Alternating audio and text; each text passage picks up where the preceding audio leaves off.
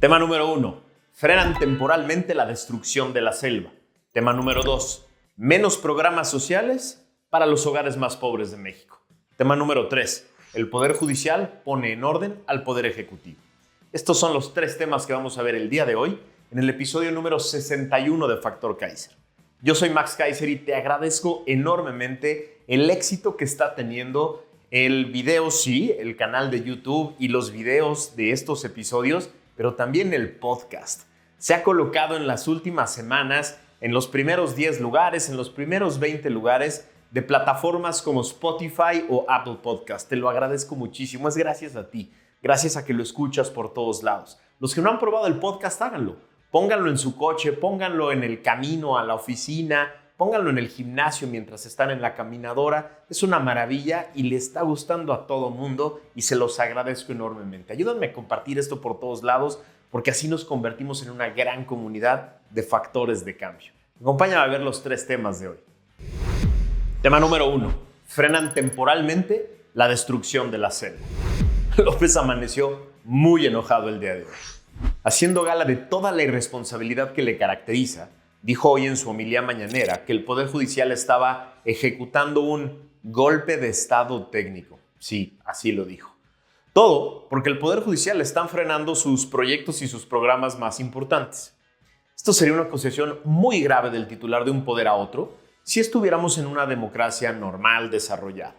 Pero como estamos en el ocaso del obradorato, ya nos acostumbramos a las locuras discursivas y a las frases ocurrentes que ya prácticamente a nadie sorprende. Es una locura que no nos espantemos por esas declaraciones. La frase vino por el enojo que le causa saber que el Poder Judicial está, finalmente, revisando la regularidad constitucional de sus programas, de sus obras, de sus decretos y de sus decisiones, que parecían tener carta blanca en la época de la presidencia de su ministro de Justicia, el señor Saldívar. El berrinche de hoy tuvo como causa la noticia que yo pude consultar en la plataforma Animal Político, en la que se lee que tras varios meses de litigio, comunidades indígenas de Campeche, de Yucatán y de Quintana Roo, así como activistas, lograron la suspensión definitiva de la tala en terrenos donde se construye el Trenecito Maya. Cito: el Juzgado Primero de Distrito en Yucatán otorgó la suspensión definitiva a efecto de que se suspenda o paralice cualquier acto de tala o desmonte en los terrenos que comprenden los tramos 3, 4, 5 y 6 del Tren Maya. Dio a conocer el Centro Mexicano de Derecho Ambiental, el CEMDA.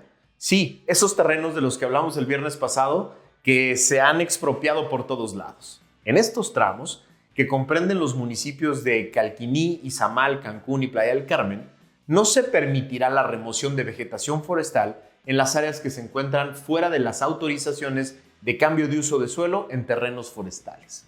De acuerdo con lo dicho por el juez, las personas quejosas demostraron su interés en la obtención de medidas cautelares al acreditar su pertenencia a esas comunidades posiblemente afectadas por los cambios de uso de suelo.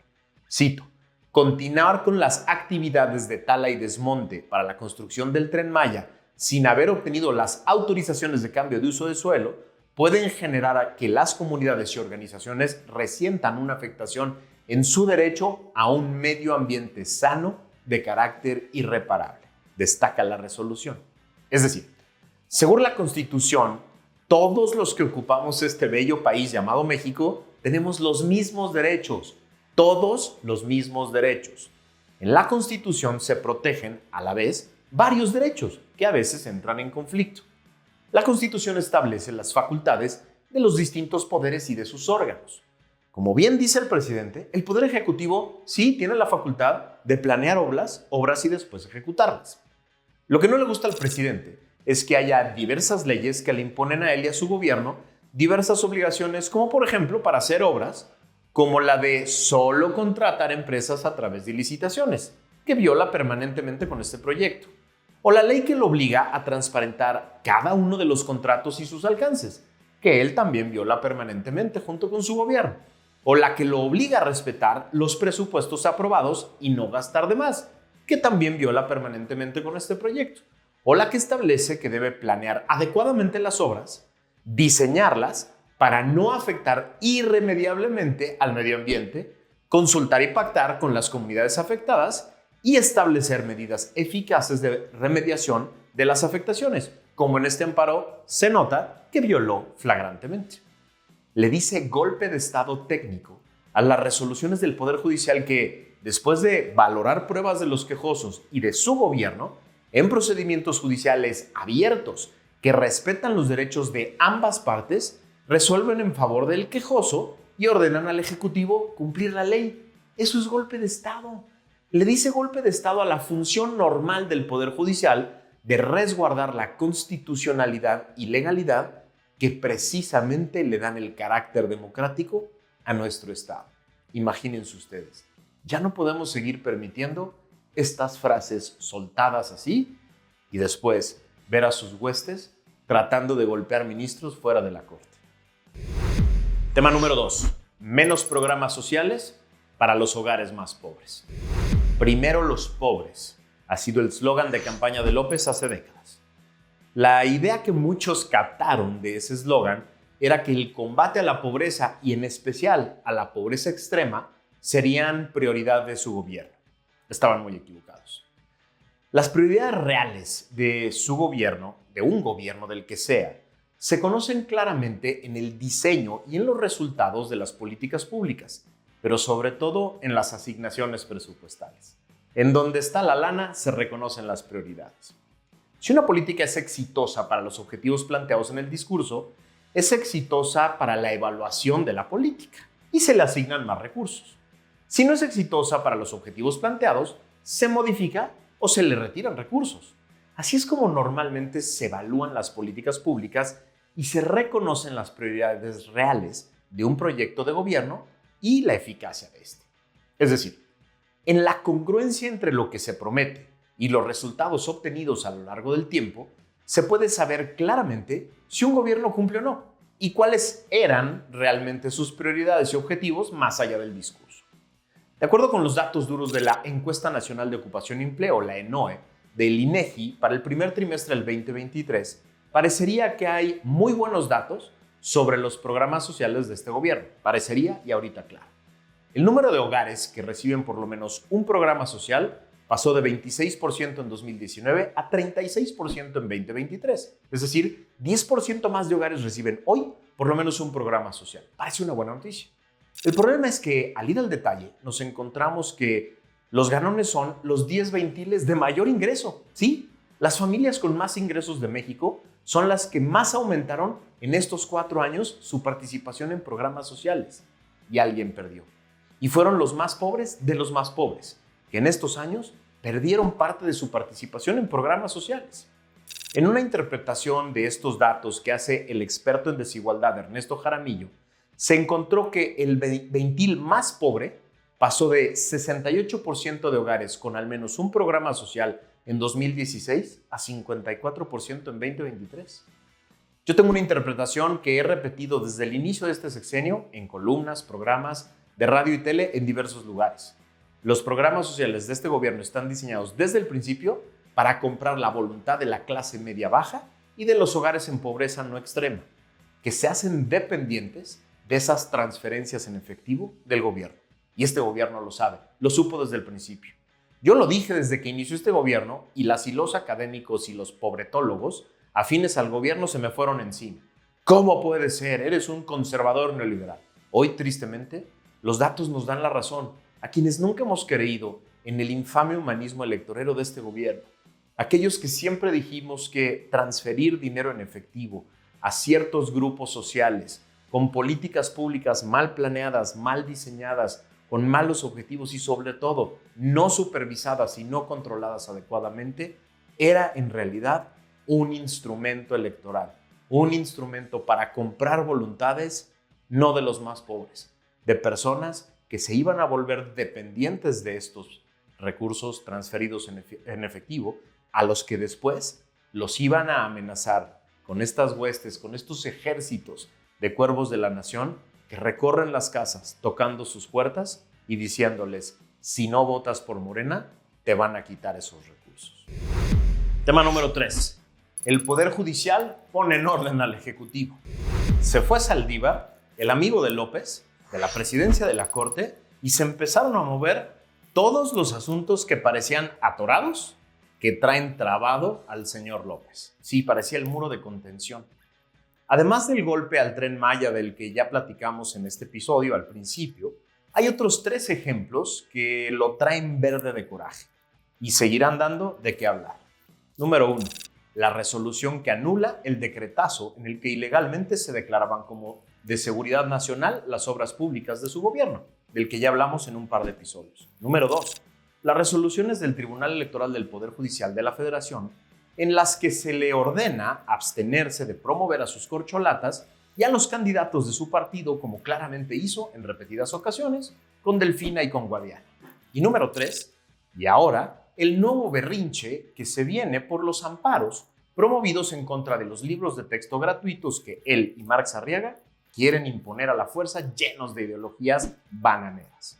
Sobre el golpe al decretazo inconstitucional sobre el carácter de las obras públicas, ya platicamos en un par de ocasiones, pero seguirán dando de qué hablar, seguirán siendo temas de conversación, porque unas horas después de que fue anulado por la Suprema Corte para todos sus efectos, el tramposo berrinchudo emitió uno nuevo, idéntico, con el cálculo ruin de que ahora no hay pleno del INAI que los pueda impugnar como se hizo con el primero. Este tema va a dar para largo y lo vamos a hablar muchas veces en este programa. El segundo es un conjunto de locuras e incongruencias. Durante décadas, López y su grupo se quejaron amargamente y con justa razón de la utilización que hacían los gobiernos del PAN y del PRI de diversas plataformas públicas para promover a sus candidatos y sus proyectos. Argumentaban con razón de que adelantar los tiempos, utilizar recursos y plataformas públicas para la promoción de sus candidatos y atacar a otros candidatos rompía con el principio básico de equidad en las contiendas. Y tenían toda la razón. Con propuestas de ellos mismos, desde la oposición se dotó al INE y al tribunal de facultades para recibir denuncias, investigar y sancionar estas conductas y para llevar a cabo sanciones que trataran de resguardar la equidad de las contiendas. Hoy, López, su partido y sus corcholatas violan la ley flagrante y abiertamente, y cuando se les observa y se sancionan, lloran y acusan de todo al INE y al Poder Judicial. Hoy en la mañana me tocó cruzar periférico en la Ciudad de México de un punto lejano a otro. Las 3 corcholatas tienen anuncios, bardas y espectaculares por todos lados, abierta e impunemente. Y en lugar de exigirles cumplir la ley, medios, comunicadores y analistas dicen, pues que se apuren los de la oposición, que apuren sus procesos. No aprendemos nada.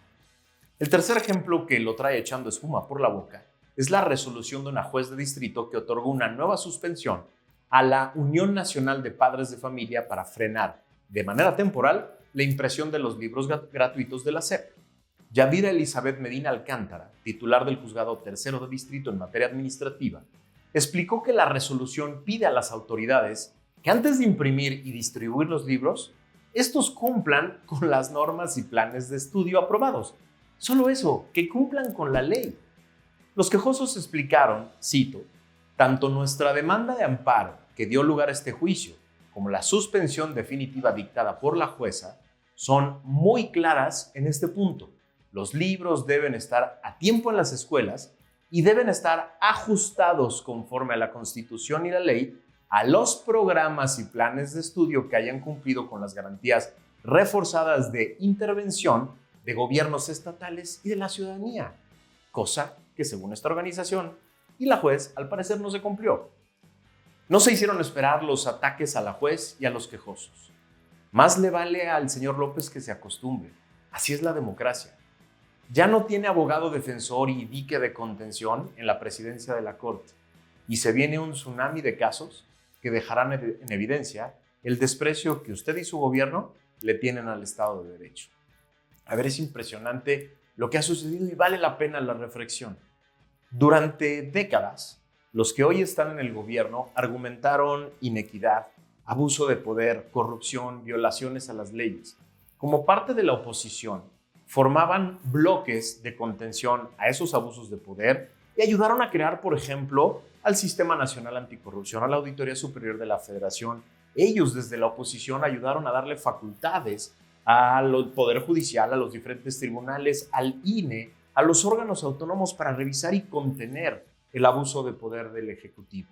Ellos mismos acusaban a los gobiernos del PRI y el PAN de tratar de promover sus propias creencias, sus tradiciones, sus formas de ver el gobierno, sus ideas a través de políticas públicas que no cumplían con la Constitución y la ley.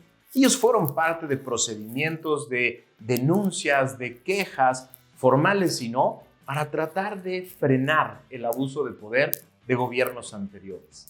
Hoy, desde el gobierno, acusan de golpe de Estado al Poder Judicial y a todo órgano autónomo que ellos mismos ayudaron a crear de tratar de frenar su gran proyecto alternativo de nación, como le dicen.